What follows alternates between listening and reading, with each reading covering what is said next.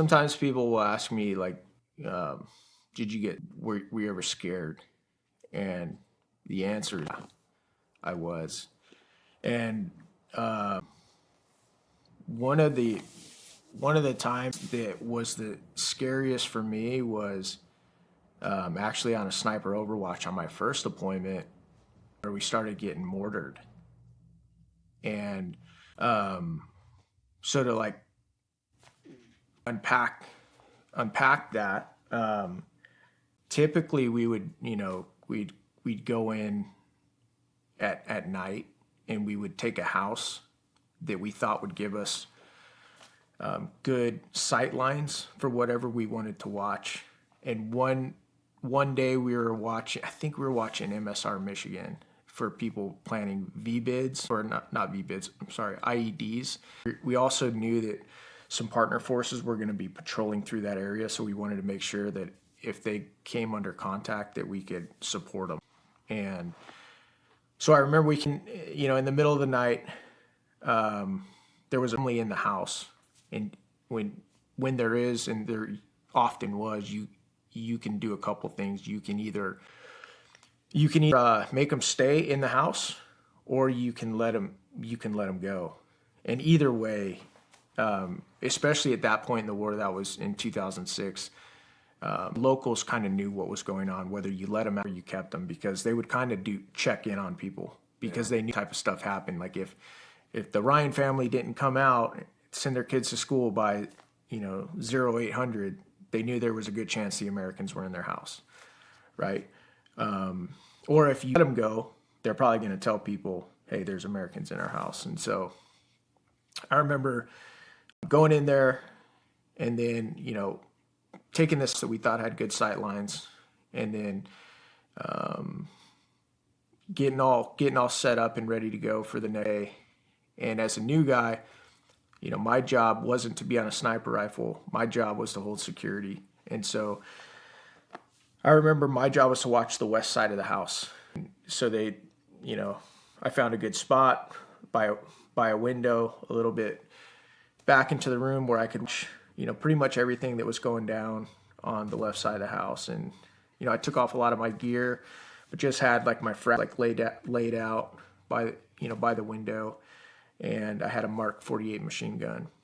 And, as the sun came up, and most of our snipers, we probably had 4 or 5 snipers on the op. Most of them were this MSR Michigan, road that was out in front of the house.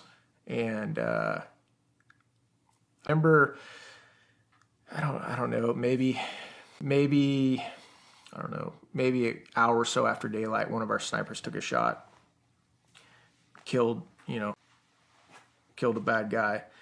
And then probably 3 or 4 more times our snipers started engaging people. And I remember one of them shot this guy in this car on my house, where I could see it. Like it was shot him through a windshield, like the front windshield. I remember looking out the side of my window, and sure enough, this right in the driver's side, front of this windshield had a big old spider vein bullet hole in it. And this guy was dead. One of our snipers shot him through the head. And it got pretty eerie really quick, because the sniper shot him right in front of a school. Oh.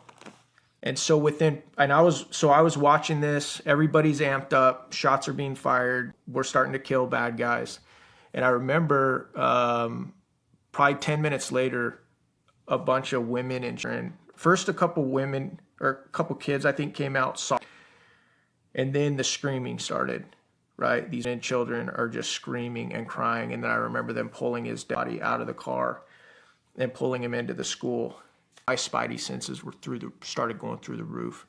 It just, like, my spidey senses knew there's no better way to start a fight than to rile up children, because as they get riled up, emotions start getting riled up, and then want revenge. And I just knew it. I knew we were going to get hit. And so sure enough, like 45 minutes later, the small arms start, first it's indirect. You can just hear it cracking over the heads. And then it starts getting more direct, and you can start to hear it, hitting the building a little bit. And, everybody's on full alert, just ready to rock and roll. And I don't know, maybe 10 or 15 minutes later, the first mortar, you hear it pop up in the air. And there's a guy named Mike, one of our snipers, who was on the same level as me. We weren't on the roof. We were on the level below the roof. And he had propped his Mark 11 up on a desk, and that's what he was using as his platform. And Mark 11's a sniper rifle for those that Mark don't 11 know. is AR-10, or a 7.62 magazine-fed sniper rifle with a suppressor on it. And I remember Mike. Mike was a badass. Like, Mike was tough as nails. Definitely the type of guy you don't want to mess with. And I remember as soon as that first mortar round popped up in the air, I heard Mike's voice change. And he yells over to me. He's like, "Take cover." And I was like, if Mike's telling me that, and I can hear it in his voice, this is serious. And so first mortar round comes up, hear it explode, not a direct hit. And then they just start popping these mortar rounds up in the air. And I'll tell you, Shawn, I don't think I've been as scared in my life, because it is like the movies, man. If you can hear those things whistling through the air. And the difference, like when you get shot at, it happens so fast, you don't really have time to be scared, right? But with mortar rounds incoming, and you can hear those things whistling for 5-6 seconds in the air, the whole time you're thinking, is this it? I wonder if this is a direct hit, this hits this house, we're done. And thankfully, these guys really didn't want it. I could tell they didn't want an extended fight. They kind of wanted to just see if they could hit us with the mortar rounds, and then get the hell out of here and pinpoint their location and kill them. But because I think they only launched like 4 or 5 mortar rounds. One of them, I do remember one of them though, hit on the west side of the house, probably like 6 yards from my window, and frag, flew up and through the window. And that was, pretty, but I'm just glad that, they were off on their shots. But then, our AOIC at the time called in Artie, and from I think from Habita, and that was pretty cool to hear the big guns start going off in the distance, and then the tree line that we thought the mortars from started getting rocked, and the fight was over at that point. But that's a scary feeling, man. Not only hearing mortar rounds, whistle through the air and not knowing where they're going to hit, taking small arms fire. But like when you're in a sniper overwatch or a situation like that, you're usually in one of the worst neighborhoods on planet Earth, and there's like 10 to 15 of you, and you're in somebody else's, and you're constantly thinking, how many bad guys can they muster to send at us? Yeah. And when you know that you're probably not going to get extracted till nightfall, because nobody wants to risk the vehicles in the daylight. We didn't always own. We usually own the night. We could be in for it, for a while. Yeah. It's like a feeling. I've been in a couple of similar situations, and it's like the feeling of helpless. There's nothing you can do. Yeah. You can't figure out where it's coming from. If you can, like it's the tree line, you can't. Yeah. There's no target to shoot. You're just gonna eat it, and hope it stops soon. You know, hope you don't eat it, and hope it stops soon. And it's completely out of your control. Yeah. But yeah, damn. How did you guys go there? Like I said, I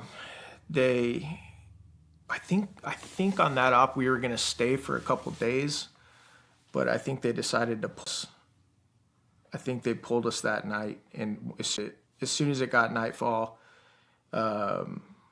we went to a rally point, and our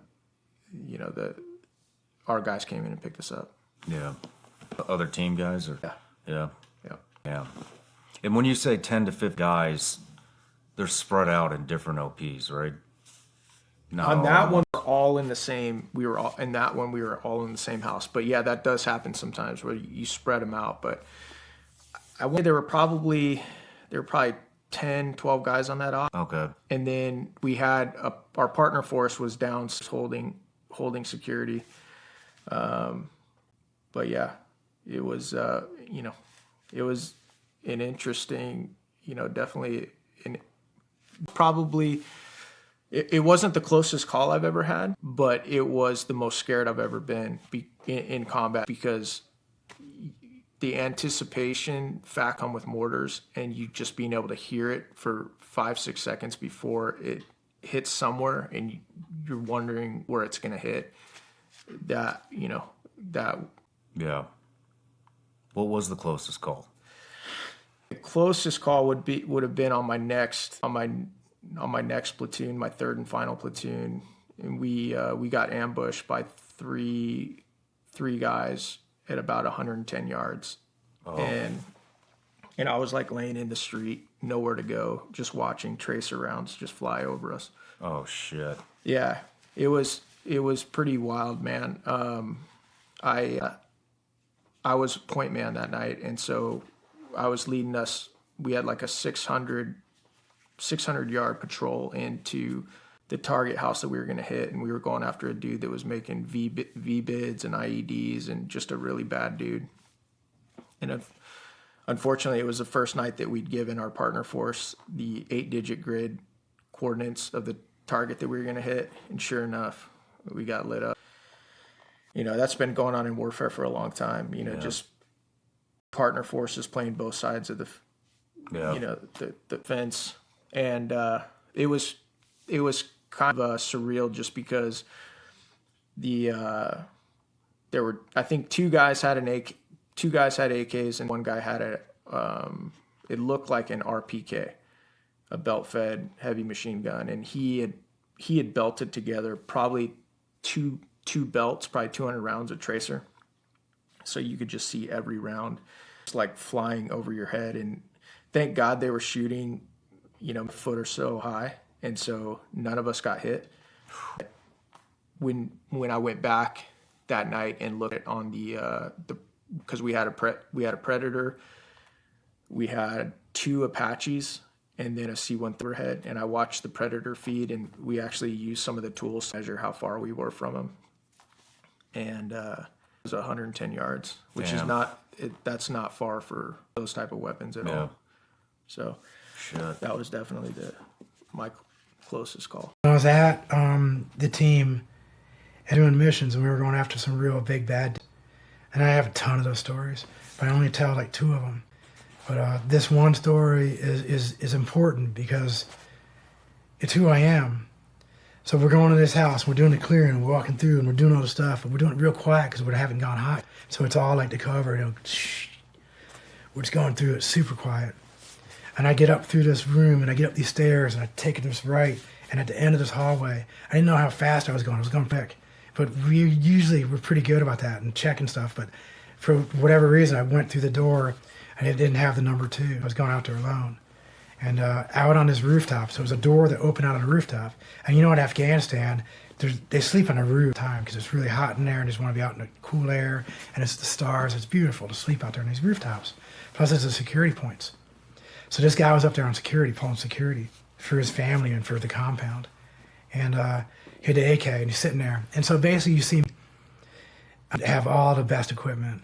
Lasers, the NOGs, the night vision, all the stuff, and I'm using some terminology but night vision, the lasers, and the gun, and it's totally prepped out my body armor, and we have our radios on the sides with the antennas and all that stuff.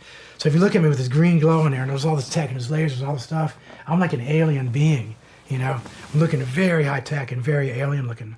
And then I look at this guy, and in retrospect, I'm looking at this guy, and he's with bare feet and dirty and just raggy hair and his beard, and he had his one, that thing they wear. And I used to know all these things. I used to speak some of the language, but it's kind of washed all that out. But I see this guy up there, and he's laying, sleeping. He's just starting to wake up because there's some noise and stuff that's starting to happen, because even the animals start waking up in the compound, you know. So eventually people start waking, and the guy's just getting up, and he sees it, and he's reaching up, and he's got his AK, starts coming up at me. But I'm already off safe, and I'm figuring, I'm going. It was a split second. I mean, I set a record at Shaw's shooting, you know, camp, you know, the plate shooting. I'm on that top 10 because I'm a fast shooter. And so I'm sitting there just waiting. I'm just there. And dude's getting up and he's swinging up. And I'm going, don't. And I'm just looking at him going, don't do it. I'm in my head and I'm just praying. It's like all of it's going, all my energy is going to that guy. Drop it. And it's like such a close. And if he was just like this much further with that barrel, and I was just like watching all of it. Why was I doing that? The rules of engagement, I could have taken him right when I walked out on there because he was up there in security and I had a gun on him. Done. But I didn't. I was still walking towards him, closing the distance. And then the guy just like right there, he goes, and he drops it because he saw it. So it's alien versus caveman. And I'm sitting there for about whatever seconds it took me walking towards this caveman as an alien. Different language, different thing. Super high tech, and this guy was... Why was I doing that? For seconds, I was walking towards this guy. Didn't shoot. I could have. I was allowed to. Should have. I actually got in trouble because there was guys on other rooftops and there was other stuff going on in the compound. And one guy, and I can't remember who it was, I could if I really thought about it. But he saw what was going on my rooftop. He saw across because it was only maybe as wide as this room. It's not huge distance. So he saw what was going on over there. He saw it. And when we got done with the whole thing and the guy was cuffed, because basically he dropped a gun, and I kicked it away and I cuffed him up against the wall because I did all the interrogations. So because I was ASOT type guy and I did all that stuff, I was also the interrogator. So I'm talking to this guy through my terp. And because I was like that agency ASOT guy, I always had a terp because I was always doing this stuff. So he's my terp. And so interpreter. So he was the guy that did all the local Pashto, and I spoke some of it, but not all of it. He, I don't speak very much at all. So team guy, you know, you know, hands up and where's the bomb and different stuff. But I was talking to him. He just seemed like a pretty good dude. This is after all the action, after everything was done and everything's. So I'm just talking to him and I'm getting intel and I'm trying to work. And he didn't know anything. And the guy was like, he was not anybody we'd ever want. And I was like, just leave this guy. One of the other guys was like, no, we should take him, you know, and get one. You got a guy, a gun, he's security. I was like, no, man, I was going to leave this dude.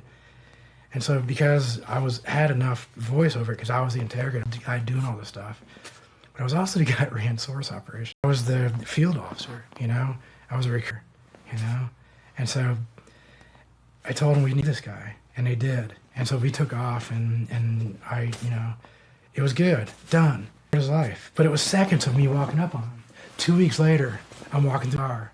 And if you've ever seen pictures of me, I had this big, bright red beard, unless I dye it. And over there, I dyed it a lot because I had to get it darker. But if you see me, I had a really red beard.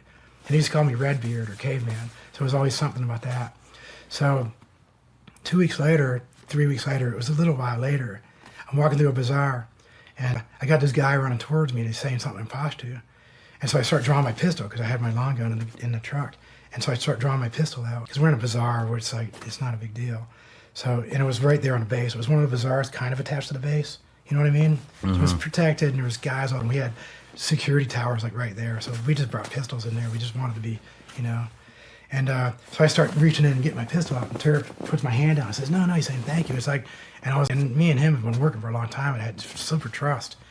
And it's the dude. It's the guy. And he sees me. He said, come back to my shop. And so I go back to his shop, starting to him, and we become friends. You know, and I get a really great discount on a road, you know, because he had his really cool shop. So Was the guy? It was the guy. And so what do you think I did with that guy? So it became this amazing thing who I actually went over to another agency. But amazing. You and so recruited we're talking. him. Yeah. So I'm talking to the guy, and it's amazing and good stuff. And because the guy was very aware, because he ran that business, he was always there. He was always traveling around. Saw a lot of stuff. So amazing. And we became friends. And so the story is not all that. The fact that he became a friend ended up being good for us. But the conversations I had with him, it was about, I don't want to be here, and I know that y'all don't want us to be here, so what can we do to get all these foreigners out? And you know, if you've been in Afghanistan, it wasn't really the Afghans that were doing most of the trouble. You know, it was everybody else. It was jihadists coming in there and trying to kill Americans. Yeah. Just like when I was in Iraq, I got shot by more Iranians in the beginning than I did Iraqis. They were shooting at us all the time because they were paying money to go on the border right there with the fence and shooting across the Shat al-Arab and trying to get us across the river. The Tigris Euphrates, and they come down, and then you have that one strip. Well, the Iranians were shooting at us, and all the time, and but we weren't allowed about that. But they're jihadists, and they just want to kill Americans. You know, yeah. It's a bonus for them. They get bonuses, I guess, when they go to heaven or something, which is ridiculous. You know, it's an Abrahamic religion. You know, we're also part of the Abrahamic religions. Why can't we all get along or something like that? But the whole point of the story is the fact that I didn't shoot right away. And the guy, I was in trouble. They were like, why did you do that? You brought us all in danger. I was like, no, I was right there. I mean, I was controlled situation. It's not a big deal. And plus, now I met this dude, and he's a really good guy, and we're getting good intel off it. But the point of the story is about here in America. You walk around America, and everybody's fighting. Everybody's talking about phobias. Everybody's calling everybody Nazis. It's all this huge fight. You walk around the street, and you're lucky if you don't get beat up if you're late at night, and you're white or black or Asian or this or that. If you're different, if you're an other, and brought this up, if you get the term othered put onto you, you're going to get it. Because that label is a dangerous label. And that's America right now. And so every time I talk, when I give these speeches in front of these huge groups of people, and I do that, you know, like 5 to 10 big speeches a year, which is pretty good for me because I'm just living off my disability and stuff, you know. So if I can give a speech and I can make a little money off it, it's a pretty good deal. And I give leadership stuff and I do motivation stuff. But this is one of the stuff that I talk about, is the fact that in America, we're all walking around and we never give anybody a chance. I said, I'm walking an alien and a caveman on the ground. No, nothing. I gave him 3 seconds. I said, we don't do that for each other. Automatically, if you saw a transgender person and you would just want to fight me or you want to do something. And I had team guys start trying to pick fights with me and doing a lot of stuff. And it was just like, I didn't do anything. Well, I actually did do something with all that, and I feel bad at it. But we do that for everybody. For black and white, for Asian, for Latino, for all of it. We're all fighting. We never gave each other even 3 seconds to have a conversation or just look at you and say, hey, you're a human being. You know, I'm not going to walk up to you like this, start punching you in the face. Yeah. How about 3 seconds? And so I ask everybody out there, I say, you'll never, on anywhere around the world, mostly, very rarely will you ever see, you know, somebody as far apart as that in that caveman on that rooftop. I gave him 3 seconds. Why can't you do the same? You know, just give everybody you meet 3 seconds. How about you start with a smile instead of a grimace? There's this one rapper that said his whole life changed when all he did was just change his eyebrows. I can't remember who it was, but he was always like that, and always like trying to be that tough guy, just always like, and you do it, you purposely squint like that, and I can look really mean, and I can go up to you, and I can mad dog you. And most of those rappers are all doing that mad dog.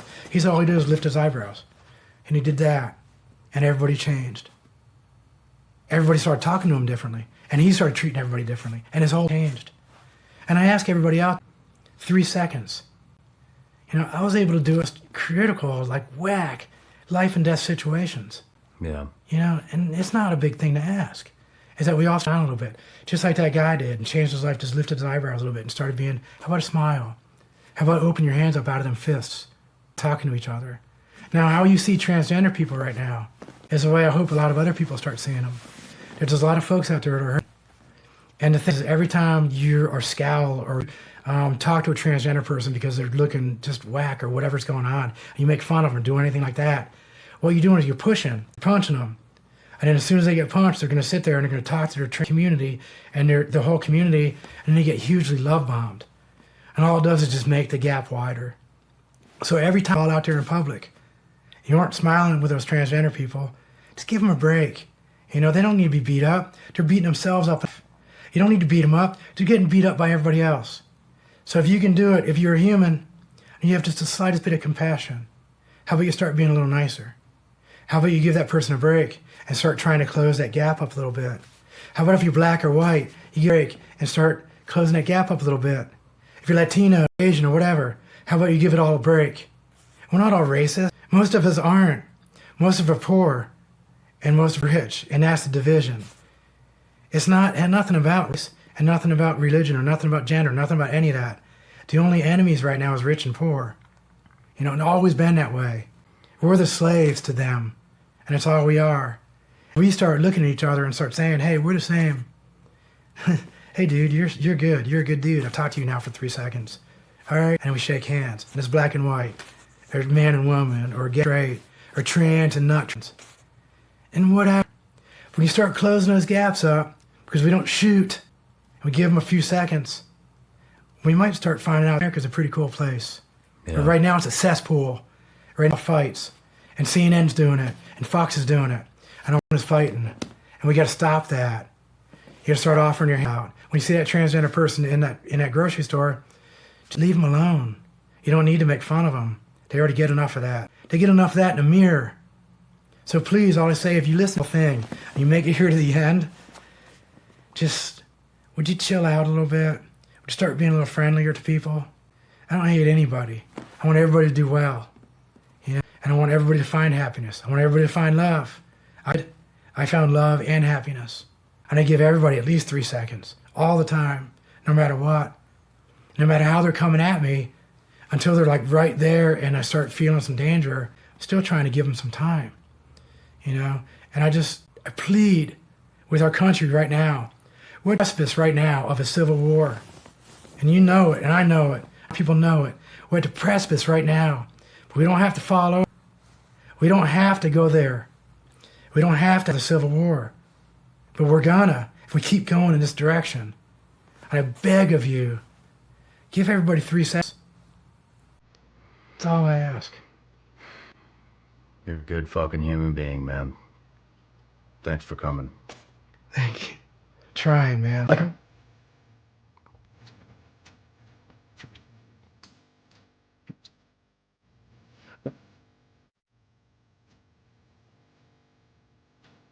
In the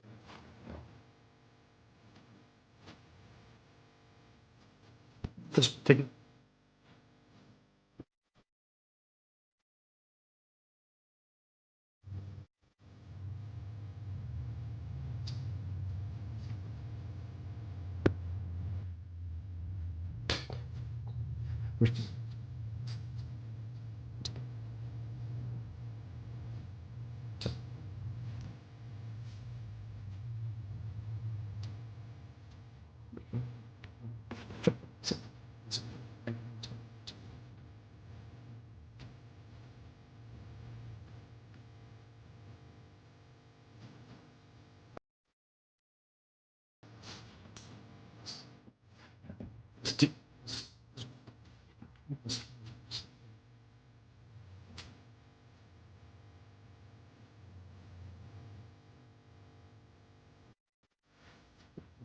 and then I just drop them.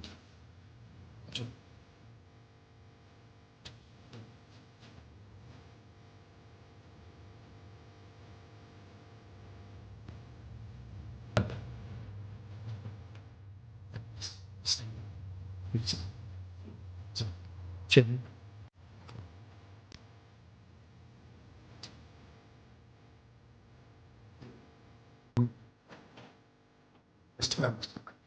You just for the feel.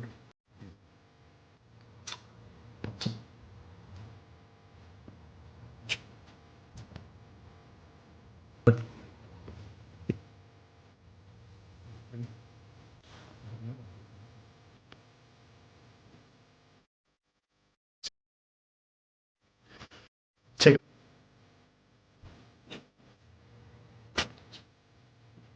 what?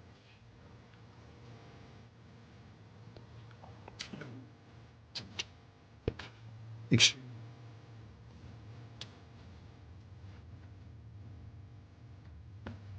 That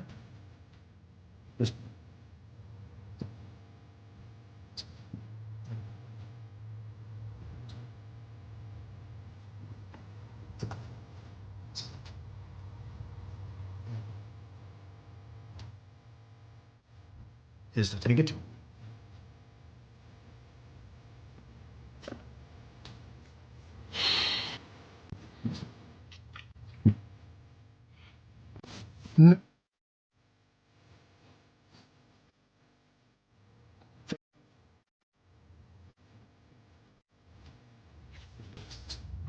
Can't think of.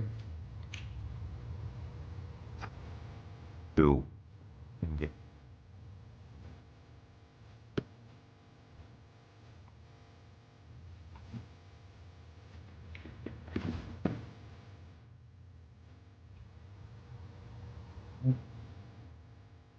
50-ish or something.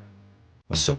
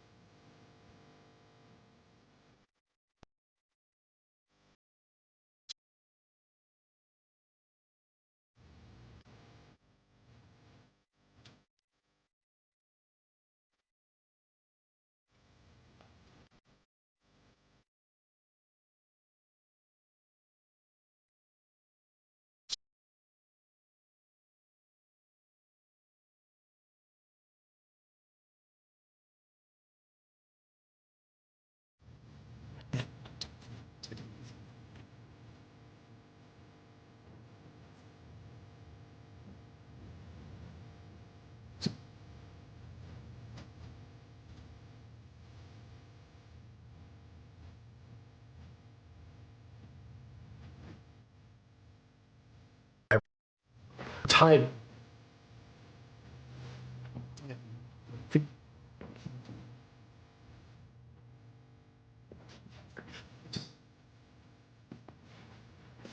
It's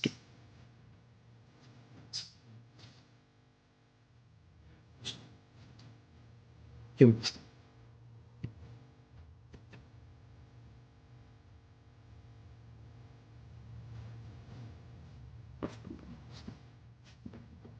here.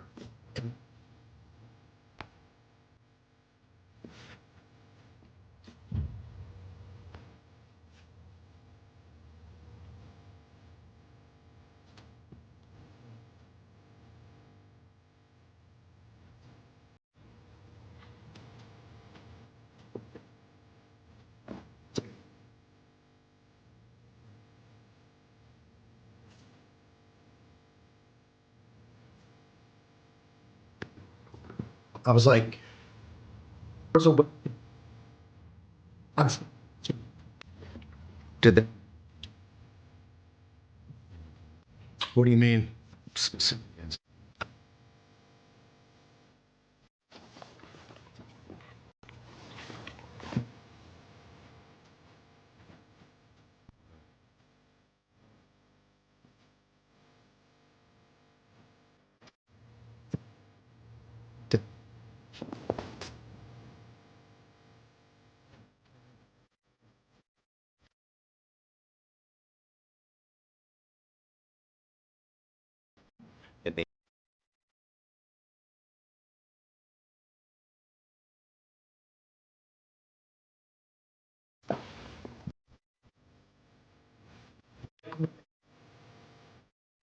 What these guys have been.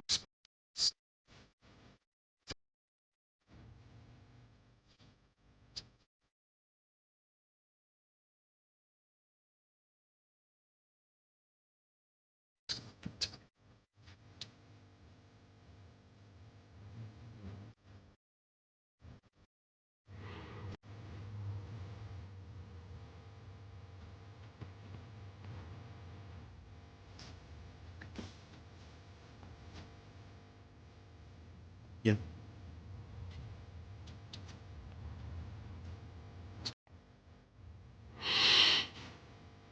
Fast forward, went to Buds, class 224. We started with, I think, 183, something like that. Graduated 11 original. Damn. You were an original? Yeah, yeah. My swim buddy was too, Michael Koch. And remember the story that I painted when I tell you this experience in Buds. So I'm sure from people listening to your show, they know what a swim buddy is by now, right? You want to Should I describe go into it? Okay. Swim buddy, it's the opposite of COVID, right? It's the opposite of of social distancing. You have to be within 6 feet of your swim buddy at all times as you go through this training. That person learns more about you than you probably know about yourself, you know, and you get through things together. Case in point, I was in third phase with my swim buddy, and we're all doing fast roping and rappelling, right, in third phase. And they had this 80-foot rappel tower, and we're going through the hellhole. Hellhole is like you gotta understand, I was 238 pounds when I went through buds, right? So, and I'm going through the hellhole, which is about this big. And I was a first class petty officer. I was a senior EOD tech. Father's a plank owner of Dam Neck. So I'm sitting there, and we're standing there, and I remember one of the instructors come up, a warrant officer. He's like, "Hey, Fritch, that name's really familiar. And you look like a shooting buddy of mine." Oh, shit. And I'm like, here we fucking, because I had kept it under the wire. Nobody had figured out that you're dead. Nobody had figured it out until, like, I think after Hell Week. Holy shit. It was after Hell Week. Nobody put it together. And then he's like, "You wouldn't happen to be related to Fred Fritch, would you?" And I'm like, "Maybe." He's like, "Yeah, that's what I thought. You know what's coming now, right?" It was game the fuck on, dude. It was right before Hell Week. I think it was right before Hell Week. I think Hell Week was the 4th week, and this was probably the 3rd week that happened. I can't remember exactly, but it was that kind of thing that, like, you're like, "Fuck yeah, bring it, bro. Let's go. I'll earn every fucking bit of this shit, and I want to. Yeah. I want all of it. Give me the extra shit." You know what I mean? Yeah. And so we did, and it was game on, and my swim buddy got to bear some of that with me.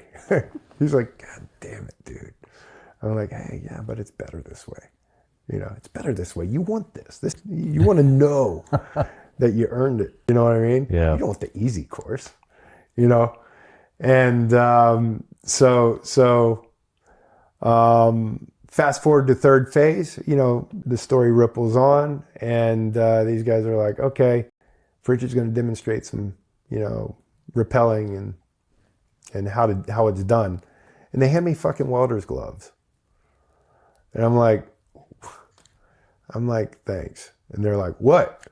You don't like the gloves we gave you?" Everybody else is in rappelling gloves. I got welder's gloves. They're super fucking thick, like getting them to fucking close. I'm going through the hellhole. I'm 238 pounds. I'm scraping the sides of the hellhole as I'm going through, you know, and pulling a bunch of line out, and I'm going dynamic, showing off on tits and purposes, you know, and everything's fine. Everything's fine till it's not. One of my runs, I jump through the hellhole, catch a loop of the slack on the deck, rips my fucking brake hand out. The belay man thinks I'm still dynamic. Boom! Straight into the fucking ground. I hit so hard this orange jelly came out of my fucking nose, dude. I'm like, I remember the dust settling on my face. I start to sit up, and the corpsman's like, "No! Lay back down!" And I'm like, "Okay." And my right knee's fucking boom, boom, boom. I'm like, fuck. Systems check. No, just my right knee. I don't have any broken bones or anything. I don't think. And so he comes up, he checks, I forget his name, but what a great dude he was. He checks, he goes, "What knee is it? What knee?" And I'm like, "It's this one. It's this one." But I'm like, "It's this one." This drama class is paying off. I'm like, "Oh, fuck." He's like, "Yeah, feels okay. I don't feel any." And he goes, and he looks at me, and he's like, "Let me check it against the other one." And then he checks the other one, and I'm just like, and he's like, he looks at me and he's like, just take the roll, dude. I think we were in third week of third phase. Damn. He goes, just take the roll, dude. Go heal up, come back, about to get on the fucking mountain, Then he goes, then you're gonna have to do all this shit again. It's 9 weeks, especially when you get out to the island. And I'm like, I'm good, dude. He's like, okay. Get up there, we're doing fast rope next. Shit. I go around the corner and I'm like, fuck. Just like sick, dude. I'm like sick. This thing fucking hurts so bad. I get up there and I'm like burning my fucking palms going down the fast rope, because I'm squeezing so tight. And, I do a run and I'm kind of like, keep recycling back to the back of the line type thing, They know. They're fucking smart. They're watching. Go again, get a couple runs in, just try to drag it out as much as I can. We start forming up to take off. I couldn't keep up with the class. I'm like, fuck, man. Fuck. I can't run. And so I was paying out of pocket to go out in town and get my knee worked on every night after we secure, and it started working. Like I failed my next time run but then I started getting back up on step, right? I'd go out every night. They'd do all the work on the knee, the injections, all that type of stuff. And, it just clicked. Did you hear it? And to this day, that thing's bugging the shit out of me. But I was doing okay. I was getting back up on step. I was doing fine. And then we went and did land warfare. And I couldn't go out and get those treatments every night. I couldn't do all the work on my legs. And so me and Mike, we had a system in land warfare. We'd haul ass to the next point. One dude would take a break while the other guy ran up and grabbed the point. Yes, we broke the 6-foot rule, but it was quick. We were turning it around quick. And most times we could keep line of sight. You know what I mean? We'd try to keep line of sight. So one guy could rest up, and it kept our overall time. This is back when it mattered. Like you had to pass that shit, right? Well, after about the third day of that shit, I had guys on the Zarqawi hit. We did a lot of stuff with CAG. And so they had so much work during that we'd get a lot of tier 1 targets, and it was a very purple unit. So I had CCT, I had I had the commandos, I had the Iraqi guys, I had it was just this big mix of just military force. We were doing TF night hit. Guys were all operating under one. Holy shit. That's a lot of moving badass, portions. It was not badass. to include air and all the others. Did you guys have air? Yeah. Yeah. It was badass. We didn't have our own, like, it's not like it wasn't a tier 1, like, dedicated air for us, unless it was one of their targets, and then they'd push air to us. We had no problems getting assets. It was the priority, right? Because a lot of times you'd be doing these operations and they had to have the Iraqi face on them. Yeah. So we're literally not, I don't know if we could say this. Can we? I don't know. I'll tell you offline. Okay. But so a lot of times they had to have Iraqi face on it. So that's why we were there as the senior enlisted advisors. We could facilitate that combat. Yeah. Right. And that's what I'd do. We'd go up, we'd plan out the stuff for them so that it was tactically sound. And then we'd roll up, and basically my fire team leaders, depending on what phase was on that evening for those operations and how we were cycling, and we'd pick the target and we'd let those guys, gonna let them go, and we'd run the breaches and stuff like that and we'd bring them in and kind of show them how it was done, and, invariably so that we could build up that force so that they could take care of themselves. Didn't work out so well, but that was the intent at the time, right? So it was a lot of great work, and I remember just feeling I was really satisfied with everything that we did. And again, protection thing, going to that protection thing. One of our targets, we rolled up to it and switched. So it'd be Alpha, Bravo, Alpha, Bravo, Alpha, Bravo. Night after night, who's running the operations. So the platoon chief for Alpha would run the operations one night, and then we'd augment them while they're doing that. And then the next night, they'd augment us, but I'd be running the operation, right? So, so I remember on this one target, and this is the only reason I'm telling this right now is because of this protection thing that I'm going to talk about later that we kind of talked about last night. And we're on this target and it's tight. Like I'm in the top of the Humvee. I became qualified on the, was it 134, I think, the minigun. Mm. And so did the training on that because how can you not if you're there and you get to man that thing because it's fucking awesome.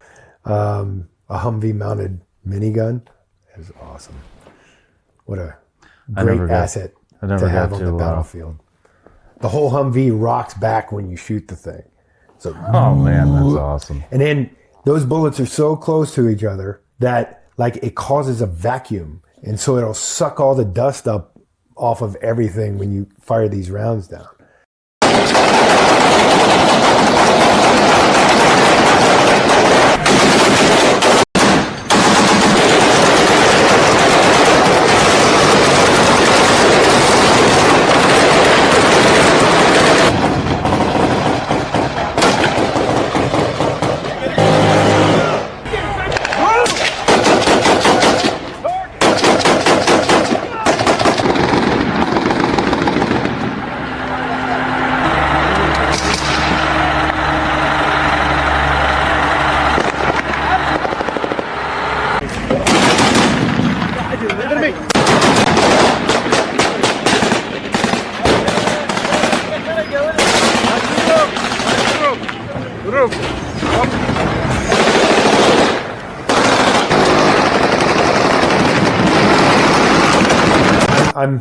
I'm basically the line of death going down this road, right? Anything comes onto this road, we know it's hostile, right? So, and we had air and these types of things, but my guys were going into the this target here to pull these guys out. I had a guy literally right here, like that had a weapon and like he's just hiding behind this wall here. I'm like, hey, there's a dude over here. This is how I was. It's like there's a dude right over there you need to keep eyes on. When he pops his heads up, pop it. And he's like, all right. He starts throwing crash in there. Dude crawls back into the house. And then him and his buddies start coming around and trying to, cut across that road. It was and I couldn't see. And I'm like, I'm locked on. And like, they're like, what are you shooting at, Hooch? And I'm like, we had a couple of guys that were tactically moving on our team. And then I go, and there was like,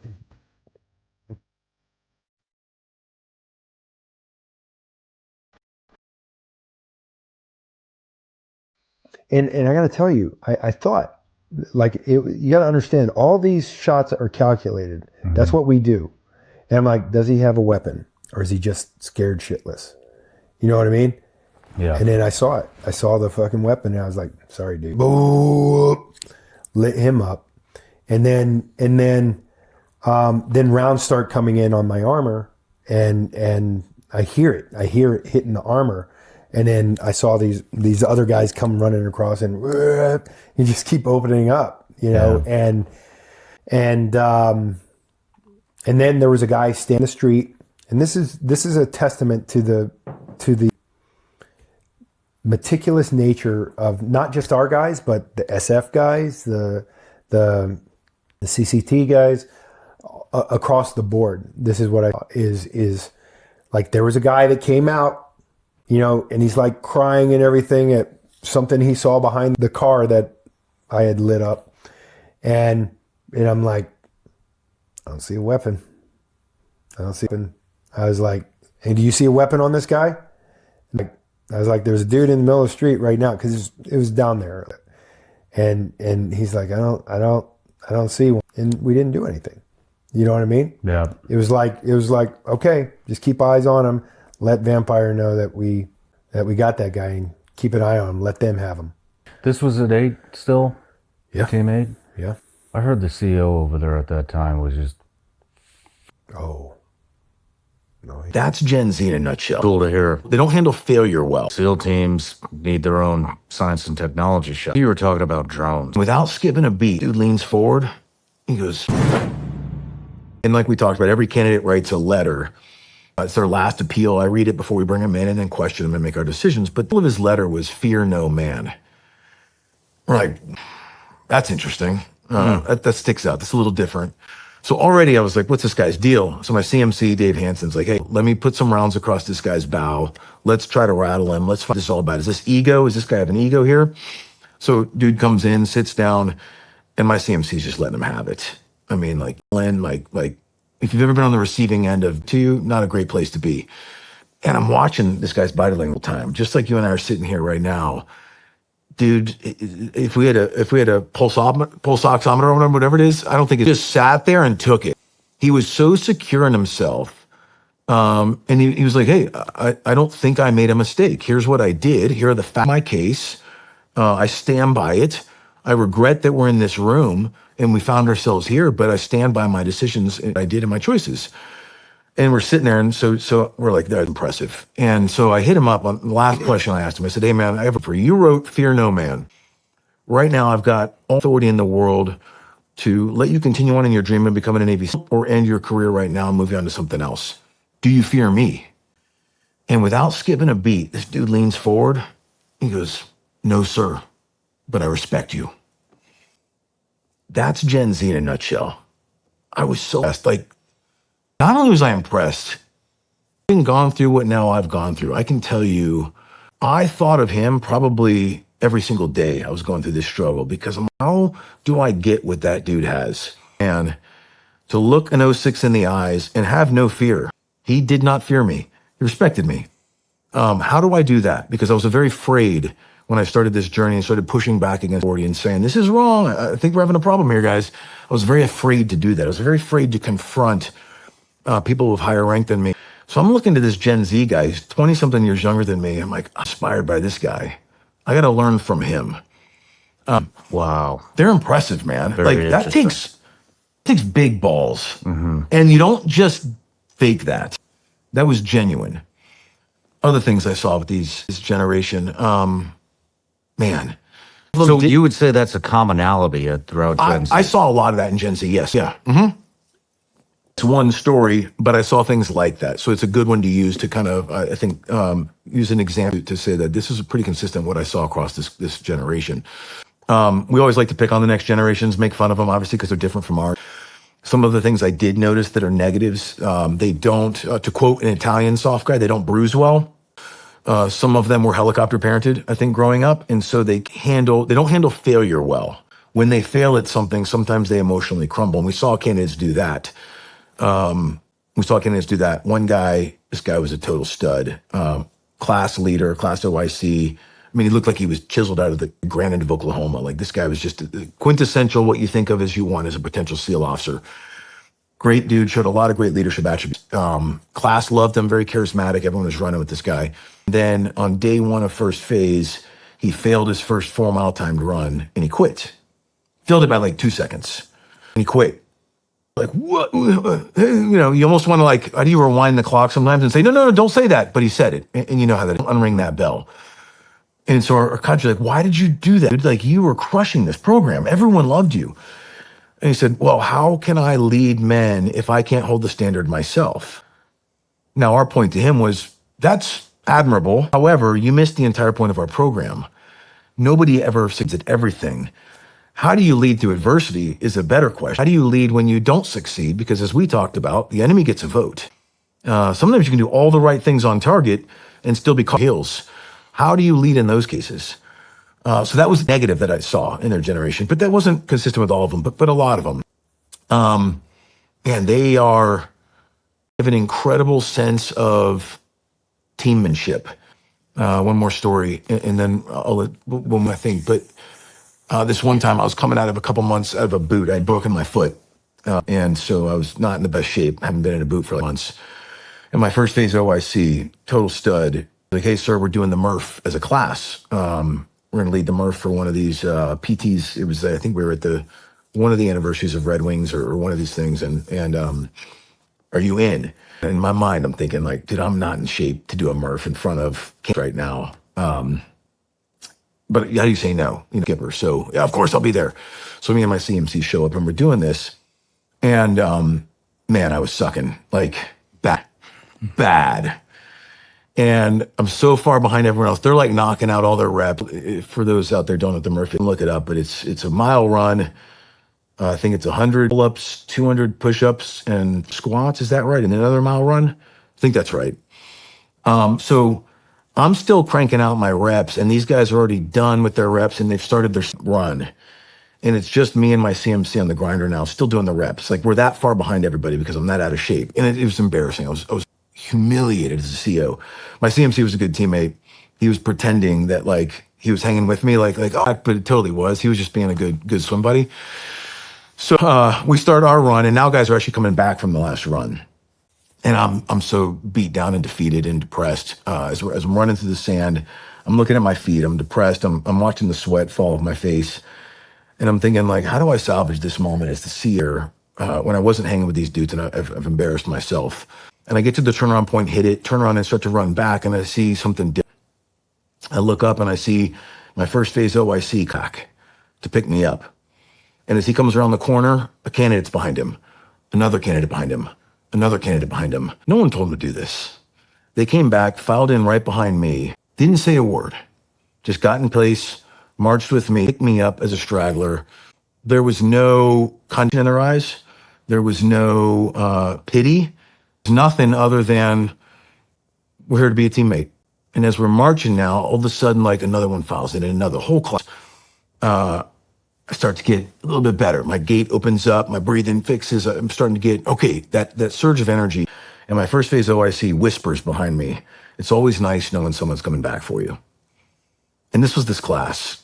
And then we come around the corner, they do their class chant. I'm in the chant. Dude, I got goosebumps. Like, man, these guys are incredible. Super inspirational. Just one more. I can't stop. One more. We're at San Clemente Island. Dave and I, and with weird noise, we come around the corner, sun's going down, and the whole class is standing around the American flag, and they're doing colors. And they're lowering it, and they're singing the national anthem as a class. So we stop, salute, do the thing, and I looked at instructors. I said, hey, do we mandate that? Is that something like it forced them to do? They're like, no, they just do it on their own. They started it a couple classes back as a tradition, and they just kept passing it on. These patriots just love their country. They bring so much to the table. Not to mention the fact that they're incredibly innovative.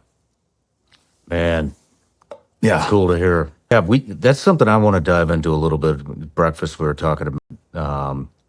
They are innovators. Yeah. And they're fast innovators, and it sounds like the mall is having a hell of a time. It's impossible for them to keep up. Right. You were talking about that, and so it sounds like the SEAL team need their own science and technology shop. You could just say Gen Z run, because they are the science and tech. These guys, I mean, they grew up on cell phones. They understand coding and man-machine pairing in ways that we can't understand from our I didn't get my first smartphone until like mid-30s or early 30s, maybe. And so they are automatically looking at problems through a different lens than we'll ever get to. On top of that, while we did some great things in the war on terror and we evolved as a warfighting entity, I think that a lot of that is built scar tissue and is irrelevant fight to come. And so we're holding on to that as my successful because we did it this way. Well, that's irrelevant. as he sees that it's irrelevant. And in a sense, we're all mowing them down as a military. Our acquisition process in general is too slow. It's a 5-year cycle. And that's if you have a requirement written to get something into the cycle and funded in order to get it in the warfighter's hands. And what we're hearing from the front lines of Ukraine is that they're on a 30-day cycle of evolution right now, where they come up with a new tactic, monster garage, 3D print, whatever, implement, and within 30 days, the enemy can counter it, having to evolve to a new tactic, a new technique, a new procedure, a new piece of equipment that helps you exploit now what they're doing differently. And so it's this constant 30-day loop, but we're supposed to catch up with a 5-year cycle right now to fund our troops with the next piece of gear. Have you seen them? Is there anything specific in them invent or innovate that? I mean, yeah, for sure. Let me think here. I think you were talking about drones. Yeah, I mean, there's a bunch of also. I was going through my files, and then I'm wondering what can I say, what can I not. But the drones is a great example. Is just last weekend we're at a hotel with some people, and we had an E6 and then a contractor helping them out, and they literally brought like a 3D print and all this stuff, and they're like 3D printing parts of a drone, soldering wires together, and making this like mobile backpack with a drone with some glasses that serve FPV, first person point of view overlays. So it's almost like what Lucky talking about with you a few episodes ago, but the Monster Garage version, low tech for sure. But so you could see through the glasses normally the overlay image of what the drone was doing. And they were like just in their off time. Came up. Are you shitting me? That's Coming serious. up with this and we don't. So what sparked that mini invention? The technology and the SEAL teams doesn't have it, so they're like, fuck it, we'll just make I think so. Like we could do this. I mean, like harness that kind of energy, cut it off the leash.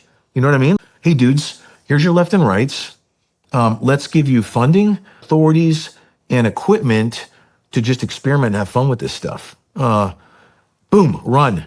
Let's see what we come back. Compete by teams. See what rises to the top. Buy some off-the-shelf stuff. Monster Garage it.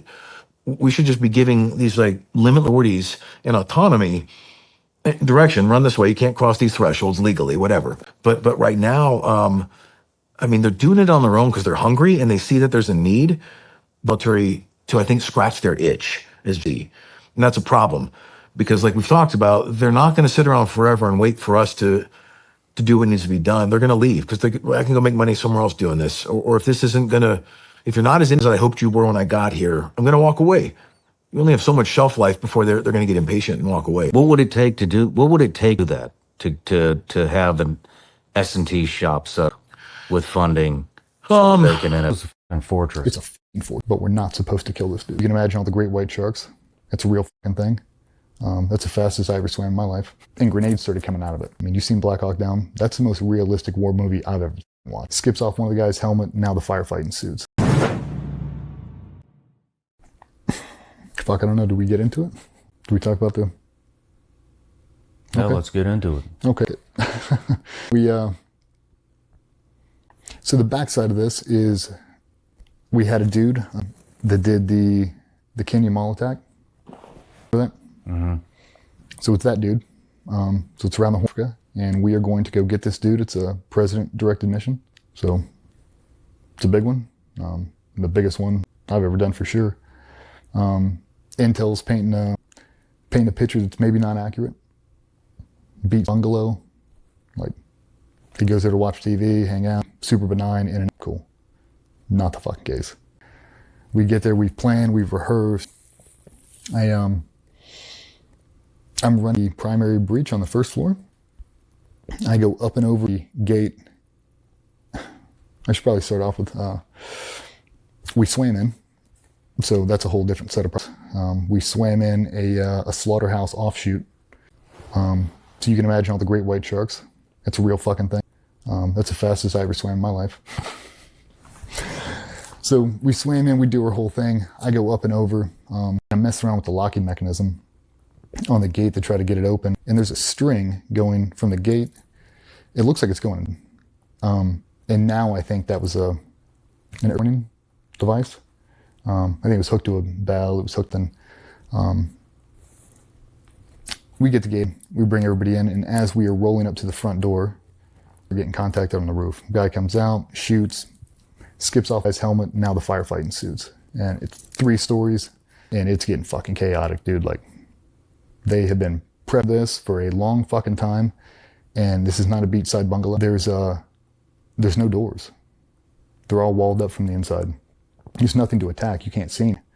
It's like I'm trying to get the door open, but you don't know where the hinges are. You don't know what it is. It's this huge, super Thor. Fuck, man. It probably must have been 6 inches thick. This was a fucking fortress. It's a fucking fortress, dude. It's a literal fortress. They start getting contact on the roof, and we sprint up the door. And as we go to divide, this dude opens up the door and lets it go. And you just see splinters of wood, and it just braces us and doesn't hit anybody. We roll to either side, and now to deal with this problem. The hate out of that front door was nothing like I've ever seen. It's continuous, ascending it. And the way it ended was a long wall, the door in the center. I'm on one side, and I've got my shooting buddy on the other side, and I've got my team leader behind me. And we're trying to figure this out. Like, we have to get inside. We're not supposed to kill this dude. That was the whole thing. For whatever reason, the powers that be really wanted this dude alive, and the last thing they told us before we went, I would rather you shoot him 100 times and he lives than shoot him 1 time and he dies. Bring him back alive. Well, I'm committed. We all are. We're going to bring that dude back alive. We came up with every plan we could have. And at the end of the day, if you don't want to be captured, you're a dude. You're just not. Especially in that part of the world, with just how violent they are. I mean, you've seen Black Hawk Down. That's the most realistic war movie I've ever fucking watched. That's exactly how it is. They are fucking, and they come on quick. So we're in this shitstorm in the middle of the door. And I'm trying to decide how I'm going to blow this thing. I've got my charge in my hand. It's already capped in. I've got my hydrogel peeled. I'm ready to stick this thing, and I'm timing between his bursts coming through the door. So you see it all chew up. Like 3, 2, wham, it goes live again. You're like, motherfucker, man. Just timing it. He finally goes, and I slap this thing. And there's nowhere to roll. There's just nothing to do. You got to eat it.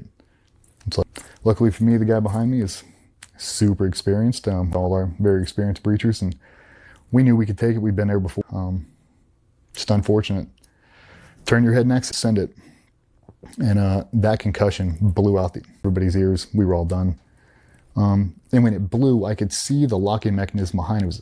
It looked like a fucking railroad tie was stuck down. So big New York lock, and we weren't getting through it. But it blew out a slat about waist high down, about this wide. And grenades started coming out of it. Accurate. So the way it was, it's the front door, and there's a long ass hallway going down. There's a dude who's in a sandbag position with a belt fed at the end of the hallway. And it's just chewing down the hallway. There's a dude in the first off to the right who's shooting at us through the window. So I've got my shooting buddy pinned. He's taking fire over this shoulder, and he's taking fire down the hallway, and he can't move. He can't do anything. It's like a big railing. We've got all the rest of the guys on, so we're the only 3 that are stuck on there. We're trying to get this one. Let me up. When I placed the charge, I rolled, and I look at him, and I was like, turning steel. And I turned my head, and I bit. And when I looked back up, he was gone. And I looked down, and I saw the hole, and I thought he went. And I dropped to my knees, and I start going for the door, and my team leader's pulling me back. I jumped over the wall. I thought he went. And I was not going to let that fucking dude go alone. I'm on my hands and knees trying to crawl through this fucking hole, and he's pulling me back. Like, we're good, we're good. Well, now we can't get out. This thing's on for a couple minutes. The guys on the second deck are in the same shitstorm. The guys on the roof are in the exact same thing. Now there's people that are surrounding us we're taking fire from. The whole thing's getting dicey. And we've got to fight.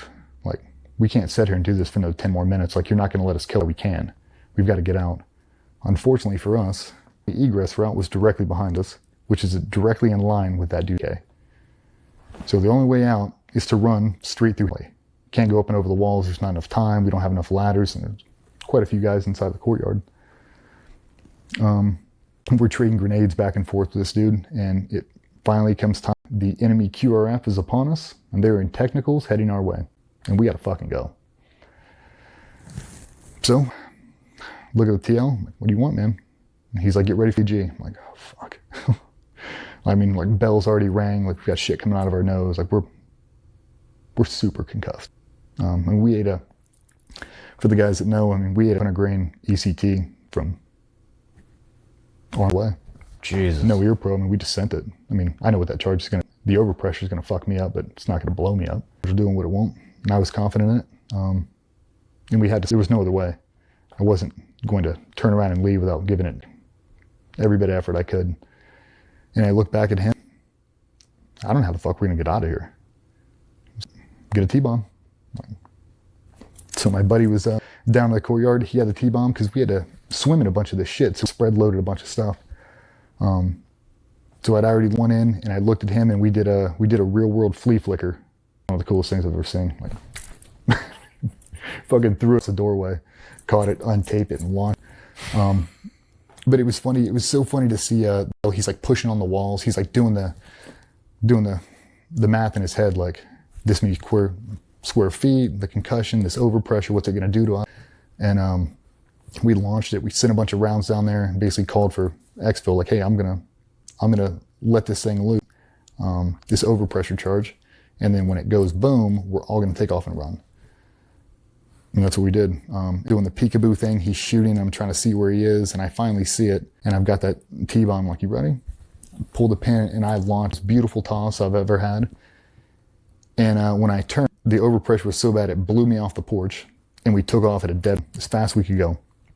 Had a big guy there blow through the gate. We didn't even open the gate. Everybody came up and over. That's how, it was taking too long. We didn't have time to fuck with it. So he shouldered the gate and blew through it. That got out. And that dude never skipped a beat firing that PK. Never. Wow. Like I threw a T-bomb, essentially what I thought in that dude's lap. Nothing. Continued. I don't know how he didn't shoot us. I don't know how he did. Shot one of the recce guys off the ladder, like chewing up the wall that he was fucking crazy. Just the continuous hate that was coming out of the thing.